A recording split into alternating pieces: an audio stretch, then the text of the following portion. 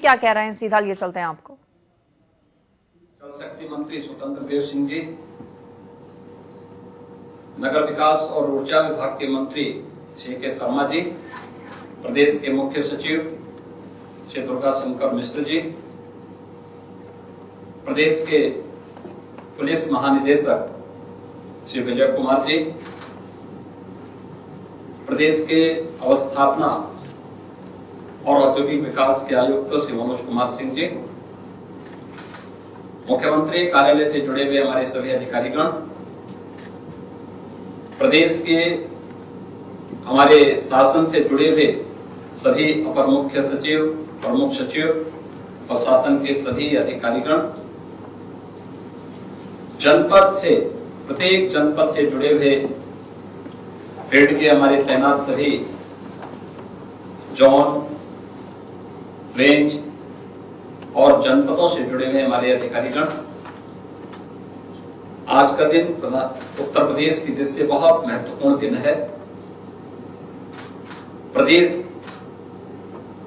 के विकास को एक नए विजन के साथ आगे बढ़ाने का दिन है, जब उत्तर प्रदेश आदरणीय प्रधानमंत्री जी के विजन के अनुरूप सीएम कमांड सेंटर एवं सीएम डैशबोर्ड का उद्घाटन कर रहा है। इस अवसर पर मैं उत्तर प्रदेश के 25 करोड़ जनता को हृदय से बधाई देता हूं। मुख्यमंत्री कार्यालय से जुड़े हुए अधिकारियों को और एनआईसी की टीम को हृदय से धन्यवाद देता हूं कि इस बहुप्रतीक्षित कार्य को उन्होंने सुनियोजित ढंग से आगे बढ़ाने का कार्य किया। यद्यपि यह कार्य आज से 3 वर्ष पहले पूरा होना था, लेकिन फिर भी देर आए दुरुस्त आए। यह हमारे लिए बहुत महत्वपूर्ण था, और महत्वपूर्ण इसलिए क्योंकि मुझे याद है आज से 4 वर्ष पूर्व जब नेशनल फैमिली हेल्थ सर्वे की रिपोर्ट आई थी, तो उस समय मैं इस बात को देखता था कि उत्तर प्रदेश में फील्ड में जो स्थिति है वह कुछ और है, रिपोर्ट कुछ और इंगित कर रही है। तो आखिर कारण क्या है? मैं बार बार इस बात को देखता था, और उस समय स्वास्थ्य विभाग की एक बैठक मैंने स्वयं ली थी, और मैंने उनसे कहा था, मैंने कहा कहीं ऐसा तो नहीं कि हम डाटा अपलोड न करते हो, अपलोड करने में कोई गलती हो रही है। और इसके बाद नेशनल फैमिली हेल्थ सर्वे हमारे खिलाफ पूरी रिपोर्ट दे रहा है, और नेशनल एवरेज से बहुत, यानी जो सबसे पीछे के राज्य थे उनमें से यूपी की गिनती हो रही थी।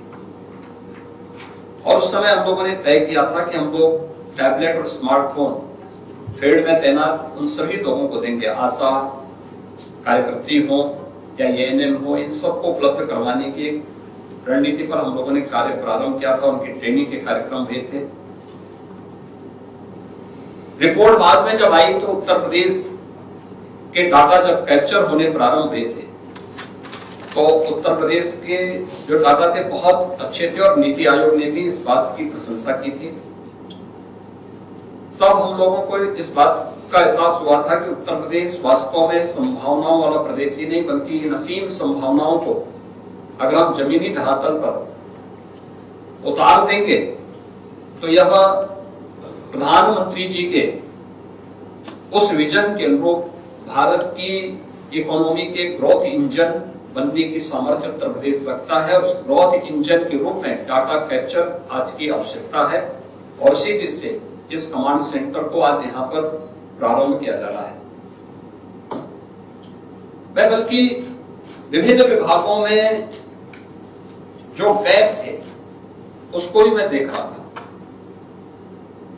डाटा कैप्चर करने की आदत नहीं थी, लोगों को पता ही नहीं होता था। हमने पिछले 1 वर्ष से यहां पर मुख्यमंत्री सलाहकार जो टीम है और मुख्यमंत्री कार्यालय ने नियोजन विभाग के साथ मिलकर के जब इस कार्यक्रम को तेजी के साथ आगे बढ़ाया, आज उसके बहुत अच्छे परिणाम हम सबके सामने हैं। दूसरा, एस्पिरेशनल डिस्ट्रिक्ट में उत्तर प्रदेश की प्रोग्रेस। नीति आयोग ने जब एस्पिरेशनल डिस्ट्रिक्ट की आंकड़े जारी किए थे तो उत्तर प्रदेश के जो 8 जनपद एस्पिरेशनल डिस्ट्रिक्ट में थे वह प्रगति में 100 से नीचे थे। 112 जनपदों में से जो सबसे 12 जनपद पिछड़े माने जाते थे उनमें से 8 यूपी के जनपद भी थे।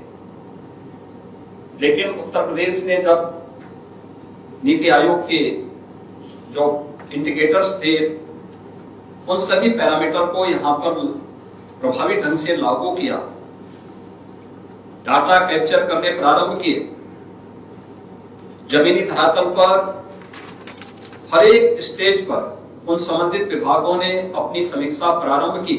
आज परिणाम हमारे सामने है कि उत्तर प्रदेश के जो विकास की प्रक्रिया के साथ जुड़ने वाले जो टॉप 10 हैं देश के अंदर के जनपद, उसमें से यूपी के 6 जनपद यूपी के हैं और टॉप 20 में यूपी के सभी 8 जनपद हैं। ये चीजें दिखाती हैं कि हमने कितनी लंबी छलांग लगाई। ये लंबी छलांग फील्ड में मेहनत का परिणाम भी है और ये लंबी छलांग डाटा कैप्चर, दोनों यानी दोनों में एक साथ जब कार्य हुए तो परिणाम हम सबके सामने आए।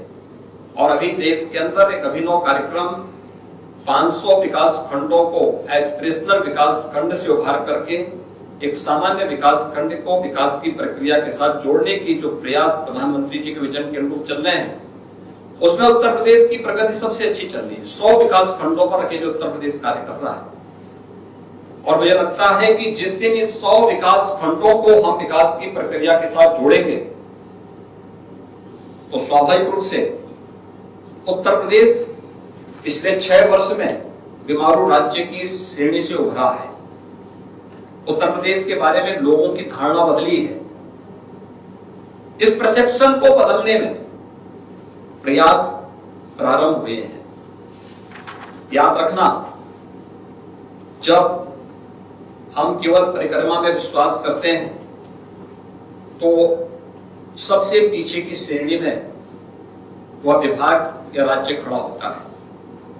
जब पुरुषार्थ पर विश्वास करते हैं तो पुरुषार्थ हम सबको परिश्रम के साथ जोड़ करके अग्रणी राज्यों की श्रृंखला में खड़ा करता है और उत्तर प्रदेश आज देश के अंदर विकास के ग्रोथ इंजन बनने के जिस सामर्थ्य के साथ आगे बढ़ रहा है, हमें इस दृष्टि से अभी 53 विभागों को इस डैशबोर्ड के साथ जोड़ा जा रहा है, लेकिन सभी 93 विभागों को इसके साथ जोड़ने की प्रक्रिया को हम फेज वाइज लेने जा रहे हैं। इसमें सबसे महत्वपूर्ण बात यह है कि जो डाटा कैप्चर हो वे सही हो, शुद्ध हो, यह फील्ड की टीम को देखना होगा।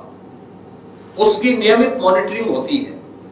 जैसे यहां बताया गया, चीफ सेक्रेटरी के स्तर पर, पाक्षिक स्तर पर मुख्यमंत्री कार्यालय स्वयं हर महीने इसकी समीक्षा करता है और फिर समीक्षा करने के साथ साथ जनपदों की और फील्ड में तैनात अधिकारियों की ग्रेडिंग भी उसके साथ ही तय हो जाती है कि किस अधिकारी का परफॉर्मेंस क्या है और किस रूप में हमें अभी वहां मेहनत किस फील्ड में करने की आवश्यकता है। याद रखना, हमें जब फील्ड में हम काम करते हैं, एक डाटा शुद्ध होने चाहिए, सही होने चाहिए। हमें एक स्वस्थ प्रतिस्पर्धा को आगे बढ़ाना है। इसमें लेग पुलिंग नहीं, डाटा में किसी भी प्रकार की हेरा फेरी नहीं है, क्योंकि इसमें जो डाटा आप यहां अपलोड करेंगे आवश्यक नहीं कि वही डाटा को हम सही माने। उसकी वेरिफिकेशन का भी एक मानक होगा और उसको भी हम समय समय पर चेक करेंगे। ऐसा तो नहीं कि केवल एक कालसी खाना पूर्ति हो रही है। इसलिए जो भी हम दें वह सही हो और सुव्यवस्थित हो, समयबद्ध तरीके से हो, यह हमें सुनिश्चित करना होगा और सभी विभागों को इसके साथ जुड़ना होगा। दूसरा, जो चीजें मैंने अक्सर देखी हैं वह है, मैं पिछले 3 दिनों से आप देख रहे होंगे, यद्यपि मैं अक्सर जाता था लेकिन मैं पिछले 3 दिनों से क्योंकि आज मुझे सीएम कमांड सेंटर का उद्घाटन करना था और सीएम डैशबोर्ड का भी उद्घाटन करना था, तो इसलिए मैंने कहा आज मैं पिछले 3 दिनों से मैं इसीलिए जनता दर्शन कार्यक्रम में स्वयं ही जा रहा था।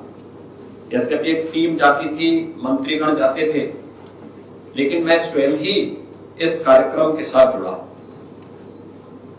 जो भी आम जनमानस आती है, प्रदेश के अलग अलग जनपदों से आती है, दूर दराज के क्षेत्रों से आती है, उसको आने जाने में किराया खर्च होता होगा,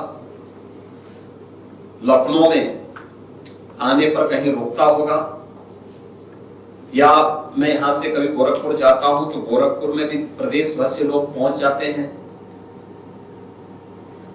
अगर उसकी और समस्या जनपद की है, थाने की है, तहसील की है, स्वास्थ्य विभाग की है, शिक्षा विभाग की है, या संबंधित विभाग की है जो जनपद के अंदर ही कार्य कर रहा है, हम याद करें कि अगर जो बार बार जिस बात को मैं कहता हूं कि हमारे पास टेक्नोलॉजी से हम कितने भी परिपूर्ण क्यों न हो जाए, लेकिन जितना सटीक जानकारी आपको एक कॉमन मैन देगा, ह्यूमन इंटेलिजेंस सबसे महत्वपूर्ण इंटेलिजेंस का माध्यम होता है।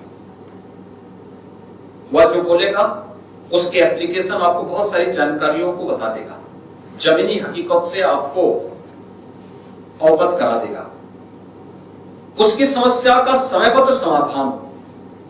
मैं अक्सर देखता हूं मेरे पास यहां पे प्रत्येक जनपद के अंदर क्या कुछ हो रहा है, ह्यूमन इंटेलिजेंस भी है, लेकिन साथ साथ सीएम हेल्पलाइन और आईजीआरएस में किस क्वालिटी के साथ मामलों का निस्तारण हो रहा है, इसका एक मैकेनिज्म भी है।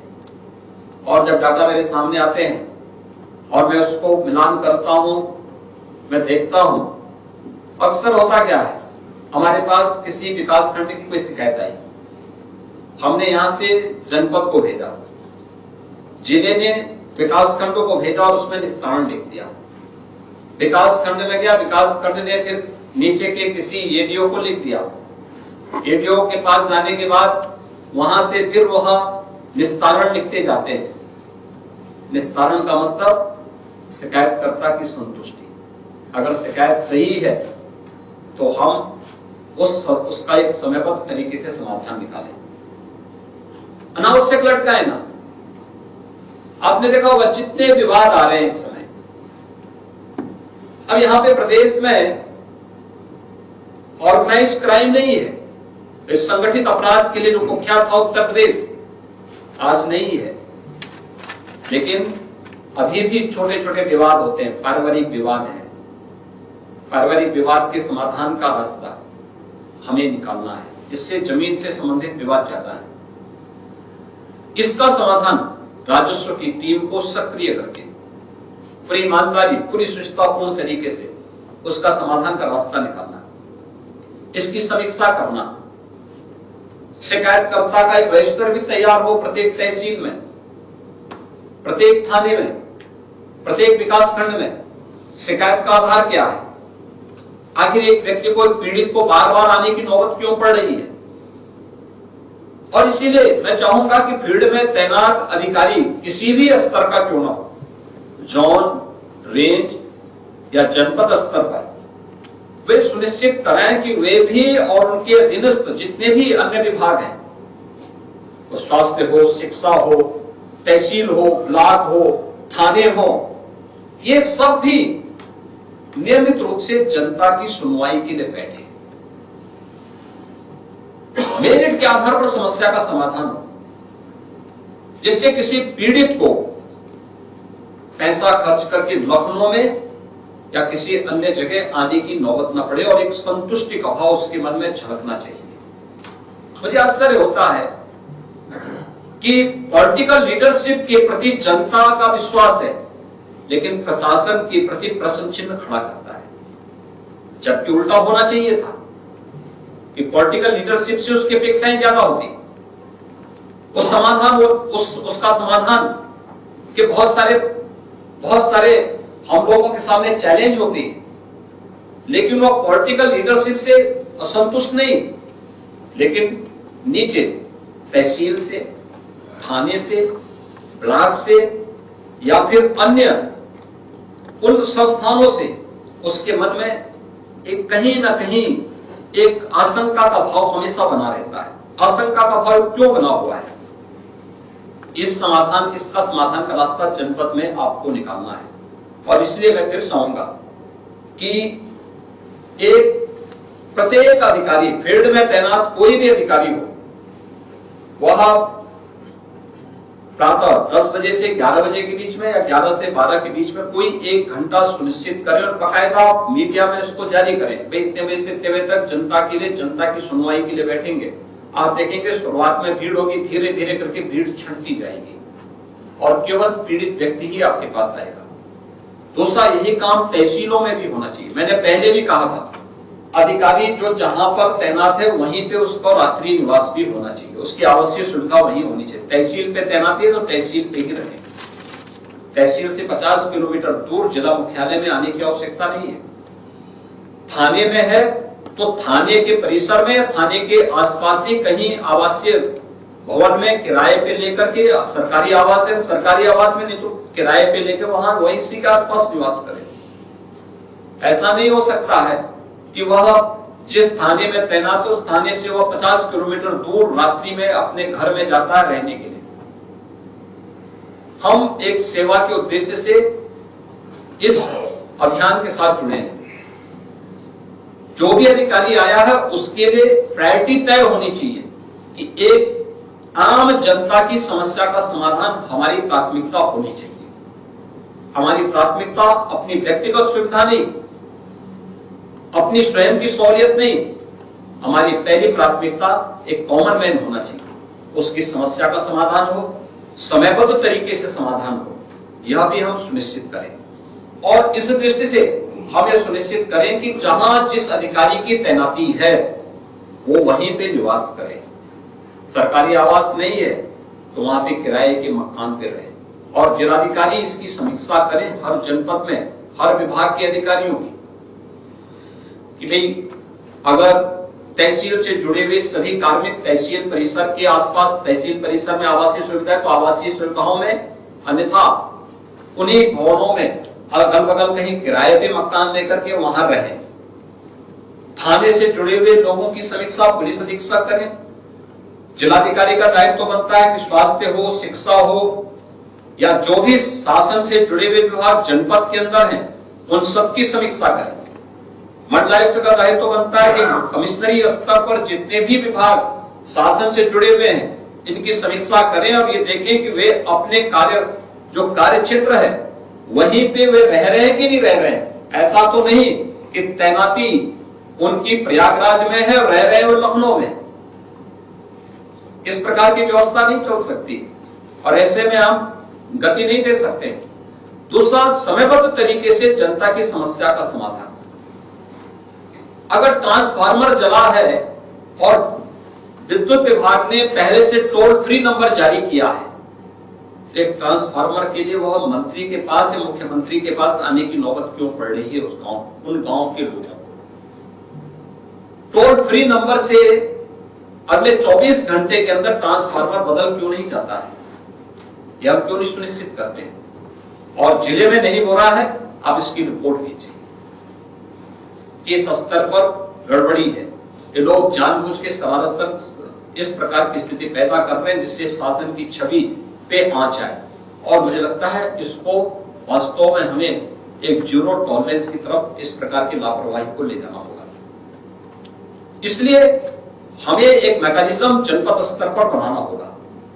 देखिए, सीएम कमांड सेंटर बनाने के पीछे और डैशबोर्ड बनाने के पीछे डाटा कैप्चर करने के साथ साथ यूपी की इकोनॉमी को अग्रसर करने के लिए जो प्रयास प्रारंभ हुए हैं इसमें तेजी लाना तो है ही, लेकिन साथ साथ आम जनमानस की संतुष्टि को भी हम इसके साथ जोड़ना चाहते हैं और उसकी समस्या का समयबद्ध समाधान हो, इसके लिए भी हम इस टेक्नोलॉजी का उपयोग करना चाहते हैं। अगर हम एम्बुलेंस को यहां से बैठ करके मॉनिटर कर सकते हैं तो मुझे लगता है कि जनपद की हर एक गतिविधि को भी मॉनिटर किया जा सकता है। टेक्नोलॉजी उतनी फास्ट हो चुकी है और इसलिए मैं चाहूंगा कि जनपद स्तर पर इन कार्यक्रमों को आगे बढ़ाने का कार्य जरूर होना चाहिए। दूसरा, जितने भी यहां पे प्रशासनिक और पुलिस के अधिकारी हमारे मौजूद हैं, आप देख रहे होंगे जिन लोगों को शांति और सौहार्द अच्छा नहीं लगता, वे लोग छोटे छोटे मुद्दों को इश्यू बना करके माहौल खराब करने का प्रयास करते हैं। और खासतौर पर सबसे संवेदनशील मुद्दा हमारे सामने वर्तमान में है, वह है महिला सुरक्षा का। महिला सुरक्षा वास्तव में इस संवेदनशील विषय को लेकर के हमें बहुत प्रभावी ढंग से कार्रवाई करनी होगी। देखिए, मैं बार बार इस बात को कहता हूं, मुझे अक्सर इस बात को लगता है, मैं बहुत बार कहता हूं कि हमारी कमजोरी वही होती है जिसको हम नजरअंदाज करने की भूल करते हैं। वही हमारी कमजोरी होती है जिसको हम हल्केपन से लेते हैं, अरे ये सब हो जाएगा। ये जो काम चलाओ की प्रवृत्ति है, यही हमारी कमजोरी बन जाती है। और मैं अक्सर देखता हूं कि अक्सर यही होता है। आपने देखा होगा रामनवमी के अवसर पर जब देश के अंदर अलग अलग राज्यों में दंगे हो रहे थे, उत्तर प्रदेश में शांति थी। मुहर्रम के समय भी जिस प्रकार की स्थिति थी, मैंने पहले ही दिन मुहर्रम के पहले जब वीडियो कॉन्फ्रेंसिंग के साथ में जुड़ा था, तब भी मैंने कहा था कि देखिए, हम इस बात को सुनिश्चित करें कि जन सुरक्षा के साथ खिलवाड़ करके कोई भी आयोजन नहीं हो सकते। दूसरा, कानून के दायरे में रह करके ही आयोजन होने चाहिए। हम लोग कोई भी आयोजन करते हैं, कानून को के साथ कानून को बंधक बना करके किसी को आयोजन करने की अनुमति नहीं देते। कानून का सम्मान करते हुए, कानून के दायरे में रह करके, और बार बार कहने के बावजूद जिन जनपदों ने ध्यान नहीं दिया, वहां पे ताजिया, जहां पे कहा गया था कि भाई आप एक सुनिश्चित करें कि 8 फुट 10 फुट से ज्यादा बड़े न हो। दूसरा, हर वर्ष ऐसे तो नहीं हो सकता है कि ताजिया की साइज बढ़ती रहे और फिर उसमें नए नए मकान गिरते रहे। हमने पहले से तय कर लो जी, कोई पेड़ की टहनी नहीं कटनी है, कोई मकान नहीं उजड़ना है, कोई हाई टेंशन तार भी नहीं हटेगा और न बिजली ही बंद होगी। लेकिन उस सब के बावजूद ताजिया की साइज को कंट्रोल करने में कुछ जगह चूक हुई और परिणाम सामने है।